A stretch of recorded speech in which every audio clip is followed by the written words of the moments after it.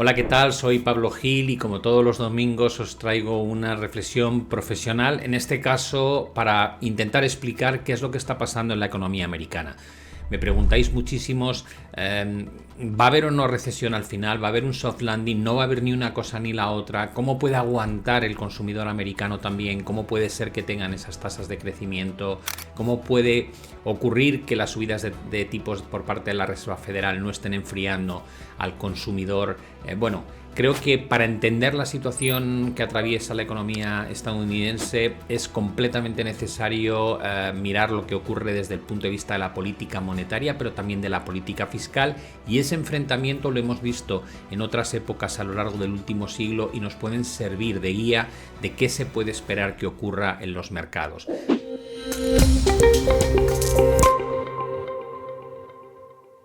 Así que vamos allá, vamos a responder a todas estas preguntas y para ello lo primero de todo es recordar que durante casi un año y medio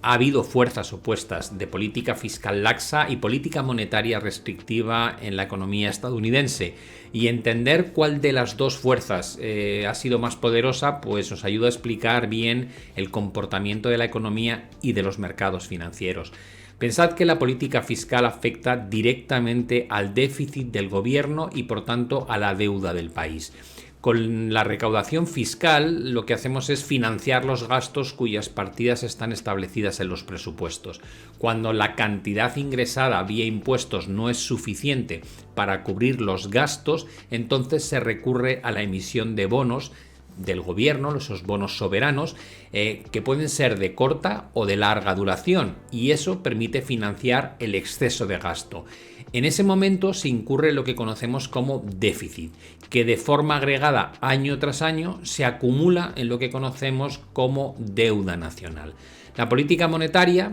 por el otro lado, actúa principalmente sobre el coste del dinero a través de las subidas o las bajadas de los tipos de interés, pero también a través del incremento o reducción del tamaño del balance del Banco Central, en lo que conocemos como programas de QE o Quantitative Easing cuando compran bonos, o programas de QT o Quantitative Tightening cuando dejan vencer dichos bonos. Y deberíamos añadir a estos mecanismos cualquier otra facilidad especial de liquidez que puede implementar en un momento dado la Reserva Federal. El choque entre la política monetaria y la política fiscal más reciente se produjo en 2017 y duró hasta mediados de 2019, porque el Banco Central de Estados Unidos, que es la Reserva Federal, comenzó a endurecer gradualmente la política monetaria al mismo tiempo que los responsables de la política fiscal de Estados Unidos, en este caso el Congreso y el presidente, comenzaron a relajar la política fiscal a través de esos famosos recortes de impuestos que trajo Donald Trump. En aquella época era bastante normal ver al presidente Trump criticar públicamente al presidente de la Fed, Powell, por no aplicar política monetaria laxa. Ya lo recordaréis, incluso le amenazaba con despedirlo. A mediados de 2019, cuando la economía comenzó a desacelerarse y surgieron varios problemas de liquidez en el mercado monetario, la Fed comenzó a relajar su política, primero recortando las tasas de interés y luego pasando de un endurecimiento cuantitativo o QT a una forma leve de flexibilización cuantitativa conocida como QE encubierto o QE de letras del tesoro, ya que afectaba principalmente a la compra de deuda de muy corto plazo. A principios de 2020 y hasta 2021, en respuesta a los confinamientos por la pandemia y a la paralización de la economía, tanto la política fiscal como la política monetaria se volvieron muy laxas, es decir, de las más expansivas que habíamos visto en la historia moderna. Esas enormes inyecciones de liquidez por el lado monetario y fiscal provocaron enormes déficits que fueron monetizados, y todo ese dinero poco a poco se fue filtrando al sistema financiero, creando por un lado crecimiento económico y por otro una fuerte revalorización de los activos como la bolsa, la vivienda, criptomonedas, oro e incluso los bonos inicialmente. Pero eso trajo consigo un fuerte repunte de la inflación que comenzó a sentirse de forma clara en 2021 tanto en Estados Unidos como en otros países desarrollados, lo que obligó a la Fed y a otros bancos centrales a cambiar hacia una política monetaria más estricta a principios de 2022 para tratar de contener la subida de los precios. Y de nuevo vimos cómo varios senadores, algunos famosos como Elizabeth Warren, criticaron públicamente a la Fed por llevar a cabo ese tipo de política contraria al gobierno y con los mismos argumentos que ya había utilizado el presidente Trump.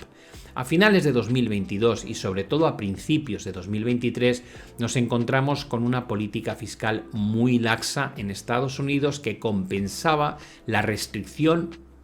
que aplicaban a través de la política monetaria, lo que dio lugar a una especie de tira y afloja que todavía está presente hoy día. Es evidente que de momento la fuerza de la política fiscal expansiva está ganando la batalla a la política monetaria restrictiva. Este gráfico de la Reserva Federal de San Luis muestra cómo están afectando a la liquidez estas dos fuerzas contrapuestas. Basta recordar la evolución del PIB y el comportamiento de la bolsa a lo largo de la historia para ver que el estímulo fiscal casi siempre tiende a ganar cuando está opuesto a las fuerzas monetarias. A veces este enfrentamiento genera mucha volatilidad en los mercados e incertidumbre económica, pero mientras un país controle su propia moneda, la solución que se aplica a los grandes problemas siempre es la misma: imprimir más dinero. El papel de la Fed hay que entenderlo en términos a sus dos grandes objetivos. Ya sabemos que la Reserva Federal dice que tiene dos mandatos, que además vienen del Congreso. Uno es controlar la inflación y el otro conseguir pleno empleo, lo que implica tener una economía equilibrada y con un nivel de crecimiento sano. Pero lo cierto es que la Reserva Federal tiene un tercer mandato conocido como estabilidad financiera. En muchas reuniones de la Fed hemos escuchado a Powell decir que sin un sistema financiero relativamente estable es imposible cumplir con sus otros dos mandatos. En marzo de 2023 Silicon Valley Bank quebró y al poco tiempo otros dos bancos más, lo que por un momento nos llevó a recordar la situación de crisis financiera que habíamos vivido en el año 2008. Detrás de esas quiebras estaban las compras previas de una gran cantidad de bonos del Tesoro de larga duración a tipos de interés en mínimos históricos y activos similares, que a medida que la Fed había ido subiendo los tipos de interés, provocó que la rentabilidad de dichos bonos subiera y que por tanto el precio de estos mismos cayera. El riesgo de insolvencia llevó a muchos depositantes a retirar su dinero, lo que obligó a ese tipo de bancos a vender activos a pérdida y revelar la falta de capital que tenían en su balance. Dado que muchos depósitos superaban el límite garantizado por el FDIC, que estaba establecido entonces en $250.000, especialmente algo muy normal en los depósitos comerciales, el miedo a perder el dinero llevó a más depositantes a sacar sus depósitos de estos bancos, retroalimentando la necesidad de vender más activos a pérdida, lo que incrementaba el problema de falta de capital que ya se había visto con el primer banco que había quebrado. La Fed se encontró en una situación muy difícil porque todavía estaba luchando contra una inflación que oficialmente rondaba en torno al 5%, pero por otro lado no se podía permitir dejar que la fuga de depósitos acabase contagiando a todo el sector bancario. La solución que se les ocurrió tanto a la Fed como al Tesoro fue aunar fuerzas para abrir varias facilidades de liquidez en forma de préstamos sin garantías a los bancos, lo que conocemos traducido por el programa de financiamiento bancario a plazo, y además de eso se garantizó el dinero a los depositantes que estaban por encima del límite de seguro de la FDIC de $250.000, de forma que los depositantes supiesen que incluso si los bancos llegaban a quebrar no perderían el dinero que tenían depositados en ellos. Esa fue la primera señal clara de que ante un conflicto de intereses se iba a priorizar la confianza y la estabilidad en el sistema bancario por encima de todo lo demás. Y por eso podemos decir que hay ciertos elementos prioritarios en el sistema financiero de Estados Unidos en los que la Reserva Federal se apresura a intervenir, incluso a riesgo de que se la juzgue por riesgo moral. Es decir, incluye la liquidez y el funcionamiento del mercado de valores del Tesoro de los Estados Unidos, la liquidez y el funcionamiento de mercados adyacentes al mercado del Tesoro, el mercado de repos entre instituciones financieras y la seguridad y confianza de los depósitos en los principales bancos. Este tipo de mercados representan el núcleo del sistema financiero y se enmarcan en el mandato paralelo de la Fed de mantener la estabilidad financiera. Por el contrario, hay otras cosas como el nivel de precios del mercado de valores, el funcionamiento del mercado de bonos corporativos, la solvencia de los operadores inmobiliarios comerciales y la actividad general de préstamos a pequeñas empresas que no son prioridades inmediatas, salvo que el problema que atraviesen comience a extenderse a los mercados que anteriormente hemos dicho que son prioritarios. En el momento actual, la Fed habla sin tapujos de recortes de tipos, más que de subidas de tipos, a pesar de que todavía no ha conseguido que las mediciones oficiales de inflación alcancen el objetivo del 2%. Algunos funcionarios de la Fed también han hablado de reducir la tasa a la que reducen su balance de bonos una vez que la liquidez de los repos inversos se agote en su mayor parte. ¿Qué se puede esperar entonces del futuro? Todos esperamos algún recorte de tipos, pero no tantos como descontaba el mercado en enero. Acordaos que en enero de este año los analistas llegaron a barajar hasta 6 bajadas de 0,25%. Por otro lado, nada hace pensar que la política fiscal se vaya a volver restrictiva en 2024. Pero lo que sí debemos tener claro es que cuando la liquidez y el funcionamiento del mercado financiero básico, ese que hemos dicho que es crucial para la Fed, se vea amenazado, a Powell no le va a temblar la mano a la hora de intervenir para estabilizar el problema con políticas expansivas de nuevo. En este punto creo que es crucial hablar de dónde viene la inyección del dinero, porque siempre pensamos que la única fuente de incremento de masa monetaria la puede generar la Reserva Federal, pero ahora veremos que la oferta monetaria en su sentido más amplio puede tener dos orígenes. Así que vamos con este punto y luego con la conclusión. La oferta monetaria en sentido amplio puede crecer por dos vías. Una, cuando los bancos conceden nuevos préstamos, aumentan la oferta monetaria en sentido amplio, pero no la base monetaria como conocemos bajo la métrica de M2, y por lo tanto aumenta la relación global entre el dinero en sentido amplio y la base monetaria. Además, cuando los bancos compran títulos de deuda de nueva emisión, cumplen una función similar. Por otro lado, cuando el Banco Central es el que crea nuevas reservas y las utiliza para comprar valores de entidades no bancarias como bonos del Estado, aumenta tanto la base monetaria como la oferta monetaria amplia. Analizamos ahora dos épocas históricas para intentar encontrar similitudes entre lo que vivimos en esta década y lo que ha ocurrido en otras durante el último siglo. Y para ello merece la pena recorrer la situación que se atravesaba en la década de los 70 y en la década de los 40.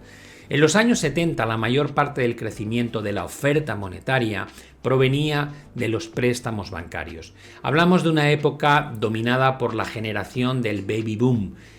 Los primeros baby boomers son una generación particularmente grande, como sabéis, nacieron a finales de los años 40 y comenzaron a llegar al final de la veintena a principios de la década de los 70. Y con esa edad y el deseo de independizarse comenzaron a comprar casas, lo que provocó una gran actividad en el mercado inmobiliario. La construcción y la concesión masiva de hipotecas dio lugar a un gran crecimiento de la oferta monetaria en sentido amplio, impulsado por la creación de nuevos préstamos. Solo hizo falta la crisis en el mercado de petróleo para desatar una fuerte subida de los precios generalizada y la aparición de esas cotas de inflación que no se veían desde hacía muchas décadas. Por el contrario, en la década de los 40, los bancos apenas prestaban y sin embargo la oferta monetaria en general y la inflación también subieron rápidamente, pero esta vez fue porque el gobierno federal mantenía enormes déficits fiscales y hacía que el sistema bancario y el Banco Central compraran una gran parte de la emisión de deuda pública utilizada para financiar dichos déficits. Si comparamos lo que estamos viviendo en la década actual con el pasado, descubrimos que la situación es mucho más parecida a lo que ocurrió en los años 40. La mayor parte del crecimiento de la oferta monetaria en los últimos años proviene de grandes déficits fiscales que están siendo monetizados por el Banco Central y el sistema bancario en general, mientras que la emisión de deuda privada en forma de préstamos bancarios y bonos corporativos ha sido bastante normal. Una forma sencilla de ilustrar este concepto es comparar el tamaño absoluto del déficit federal anual con la emisión de deuda privada. El siguiente gráfico, cortesía de Lynn Alden, muestra el periodo entre 1955 y 1990, es decir, unas 3 décadas y media. La línea roja es el tamaño del déficit federal anual en términos absolutos en dólares, mientras que la línea azul es el aumento anual en el monto de los préstamos bancarios y los títulos de deuda corporativa en términos absolutos también en dólares. Las áreas amarillas indican periodos en los que la línea roja es más alta que la línea azul, lo que significa que el gasto público deficitario es mayor que la creación de deuda privada de los usuarios finales en términos absolutos en dólares. Las barras grises verticales nos muestran los periodos en los que la economía estadounidense entra en recesión. Este otro gráfico, también de Lynn Alden, muestra ahora el periodo entre 1990 hasta el presente, lo que también viene a ser aproximadamente 3 décadas y media. La primera tendencia que se puede observar es meramente cíclica, es decir, que durante las expansiones económicas la deuda cíclica del sector privado, líneas azules, tiende a crecer considerablemente y luego tiende a reducirse mucho durante y poco después de las recesiones económicas. ¿Por qué? Porque a medida que algunos prestatarios incumplen sus obligaciones y los prestamistas son más reticentes a hacer nuevos préstamos o comprar nuevos bonos, se reduce esa emisión. Por otro lado, los déficits fiscales actúan de manera contracíclica, es decir, tienden a ser más bajos durante las expansiones económicas y se disparan después de una recesión. Y esto se debe en parte a que los ingresos fiscales suelen disminuir debido a la debilidad de las ganancias de capital y a la subida del desempleo, y en otra parte debido a que los responsables de la política fiscal aplican estímulos para tratar de sacar a la economía de la recesión. La segunda tendencia es más estructural. Con el tiempo, los déficits fiscales han superado a la deuda cíclica del sector privado. Es mucho más común que el monto anual de los déficits fiscales supere el monto anual combinado de la emisión de nuevos préstamos bancarios y bonos corporativos. A nivel político, el Congreso está muy polarizado y hay muy pocos incentivos para aumentar los impuestos o recortar el gasto. La mayor parte del gasto se destina a partidas como Medicare, el Seguro Social y gastos en defensa y, por supuesto, al pago de intereses de la deuda. Recortar alguno de los 3 primeros sería tremendamente impopular y el cuarto sube a medida que la Reserva Federal aumenta las tasas de interés y cuando reduce el balance de bonos que tiene en su cartera del gobierno. Por lo tanto, una política monetaria más restrictiva alimenta directamente una política fiscal más laxa, lo que es decir, mayores déficits. Cuando uno mira las proyecciones del Conference Board en Estados Unidos, ve un escenario idílico, ya que no se plantean ninguna recesión en las próximas 3 décadas y además plantean que los tipos de interés serán más bajos que los niveles que tenemos en la actualidad. Y pese a ello, pronostican que el déficit fiscal será creciente y que el nivel de deuda sobre el PIB para 2050 podría rondar el 175%, lo cual es una aberración. Este gráfico del Conference Board habla por sí mismo. Y aquí surge el problema, ya que la década actual hemos dicho que la creación del dinero nuevo no proviene tanto de la concesión de préstamos bancarios, sino de los déficits fiscales y la necesidad de financiarlos. El Congreso y el presidente no van a aprobar una legislación para cambiar estructuralmente Medicare o el Seguro Social de manera significativa en función de si las tasas de interés están más bajas, por ejemplo, al 2% o más altas en torno al 5,5%. Lo mismo ocurre con la defensa. Esos son gastos que van a seguir siendo lo que son, ya que están originados por un sistema de prestaciones sociales determinado y por la propia demografía del país. Para colmo, la cuarta partida, el gasto de intereses de la deuda, se ve afectado de forma procíclica. Cuanto más estricta sea la política monetaria de la Fed, más aumentará el gasto en intereses del gobierno, lo que conduce a mayores déficits, lo que, como ya hemos visto, tiende a estimular la economía, pero también a que la inflación sea más alta. Y si esos déficits acaban dando lugar a un problema de liquidez, para controlar esos problemas, la Fed se verá obligada a inyectar más liquidez en el sistema, lo que probablemente agrave nuevamente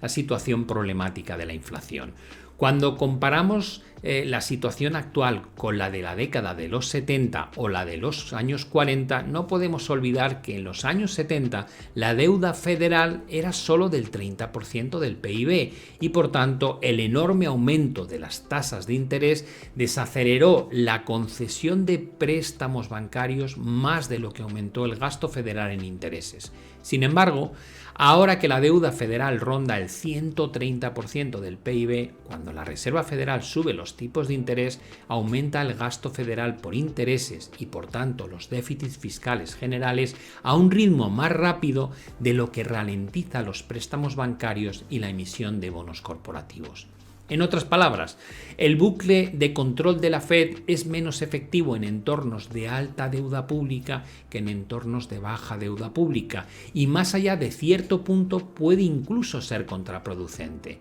Esto se debe a que las herramientas de la Fed no abordan el aspecto fiscal y en algunos casos incluso pueden contribuir a una espiral de intereses de la deuda federal en la que es necesario emitir más deuda para financiar un mayor gasto en intereses, lo que a su vez aumenta más el gasto en intereses y requiere una mayor emisión de deuda. Es decir, la política monetaria restrictiva de la Fed ahora está alimentando una política fiscal aún más laxa porque sus herramientas están diseñadas para suprimir la inflación impulsada por los préstamos mediante el encarecimiento del dinero en lugar de la inflación impulsada por el estímulo fiscal. ¿Cuáles son las implicaciones que tiene todo esto para los inversores? Bueno, la situación de enfrentamiento entre política monetaria y política fiscal no está generando crecimiento económico en Estados Unidos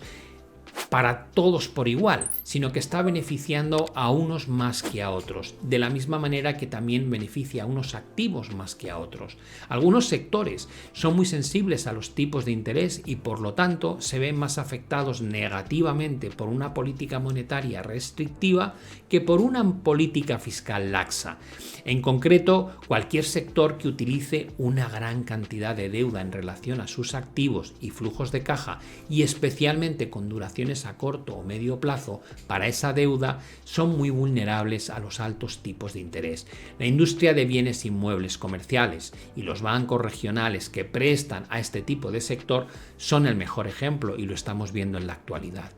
A esto hay que añadir el efecto retardado de las subidas de tipos, porque no olvidemos que hace falta un tiempo largo para que la mayor parte de la deuda, es decir, préstamos bancarios y bonos corporativos que se emitieron hace años a tipos de mínimos históricos, venza y se tenga que refinanciar a tasas de interés mucho más altas, lo cual va a exacerbar el problema que ya viven este tipo de sectores. Pero hay otros sectores que no son tan sensibles a las tasas de interés y que en este caso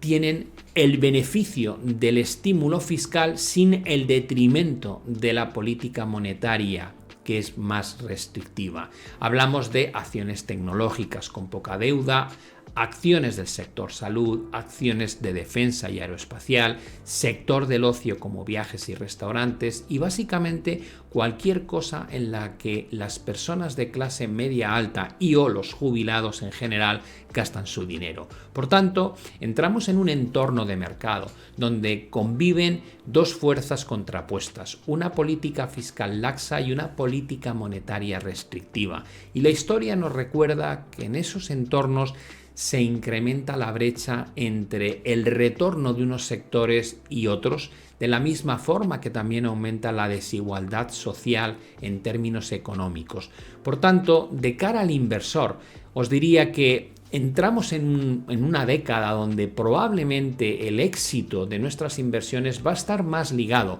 a una buena selección o stop picking, puede ser de acciones o de sectores en concreto, que no tanto a un posicionamiento direccional o una inversión pasiva como la que estábamos acostumbrados a hacer la década anterior, es decir, la compra de un índice general y sentarnos para buscar un buen retorno en lugar de hacer un trabajo un poquito más de estudio de qué tipo de compañías se van a ver especialmente beneficiadas mientras tengamos un comportamiento dispar entre las políticas fiscales que aplica el gobierno estadounidense y las políticas monetarias restrictivas o algo más restrictivas por parte de la Reserva Federal. Espero que os haya resultado entretenido porque el momento que vivimos es muy especial y esto ayuda a entender el por qué aguanta tan sumamente bien en términos generales la economía americana y la vuelta que hemos visto recientemente a máximos históricos por parte de algunos índices como el S&P y el Nasdaq, mientras que otros índices como el Russell 2000 de pequeñas compañías todavía se encuentra a un 17 o un 18% de los máximos históricos que alcanzó en el año 2021. Suerte a todos con las inversiones y nos vemos en la próxima emisión. Un saludo.